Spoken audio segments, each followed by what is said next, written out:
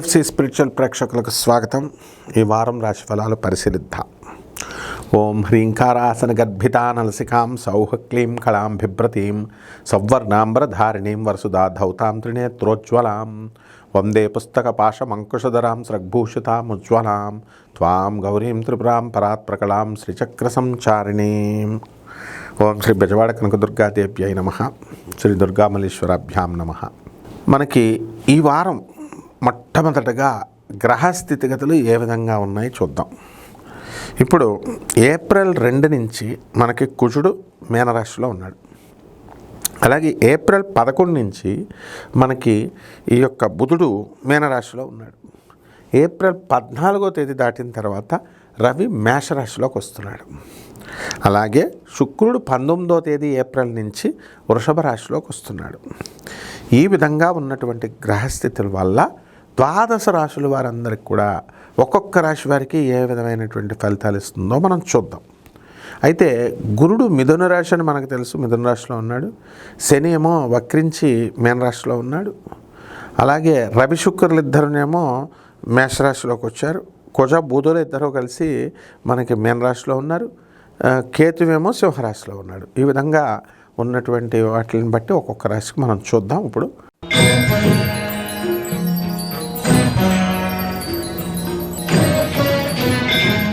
తులారాశి.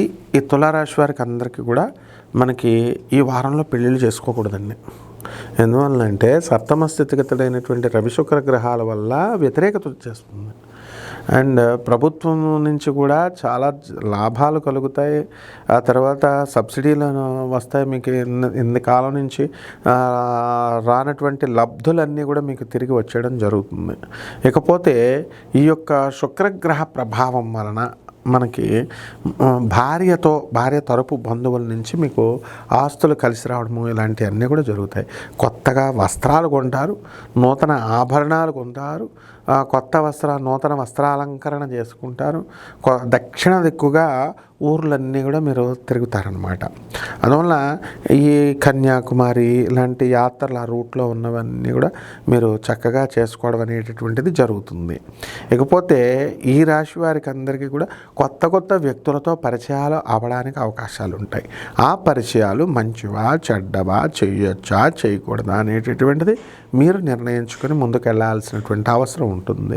ఇకపోతే కొత్త ఎలక్ట్రానిక్స్ గూడ్స్లు మీరు కొంటారు. కొత్త ఫోన్లు, ఐఫోన్లు, కెమెరాలు ఇలాంటివన్నీ కూడా మీ వ్యాపార సామ్రాజ్యాన్ని విస్తరింపజేసుకుంటారు. అదేవిధంగా ఈ యొక్క కిరాణా షాపు వ్యాపారం దగ్గర నుంచి చిన్న వ్యాపారాల నుంచి పెద్ద వ్యాపారాల వరకు అన్ని వ్యాపారాలు కూడా బ్రహ్మాండంగా కలిసి వస్తాయి.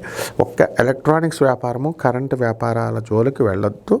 అలాగే ఇనుము సంబంధించినటువంటి వ్యాపారాల వల్ల మీరు సూపర్ సక్సెస్ అవుతారనమాట. అలాగే చిట్టి పాటల వ్యాపారాలు చేస్తున్నటువంటి వాళ్ళు చాలా జాగ్రత్తగా ఉండాలి. సెక్యూరిటీ పెట్టుకొని ఇవ్వండి, లేకపోతే మీరు మునిగిపోవడానికి అవకాశాలు ఉన్నాయి. ఇక పరిహారాల దగ్గరికి వచ్చేసరికి బుధ జపం చేసుకోండి, బుధ స్తోత్రాలు చదవండి. బుధుడికి కిలోం పావు పెసల్ని ఆకుపచ్చ రంగు ఉన్నటువంటి వస్త్రాలనిచ్చి పేద బ్రాహ్మడికి బుధవారం నాడు ఉదయం 7 గంటలకి దానం చేసుకోండి. అలాగే మహాకాళి అమ్మవారి యొక్క మంత్ర జపాన్ని మీరు చేసుకోవడం ద్వారా బ్రహ్మాండంగా ఉంటుంది. శుభమస్తు.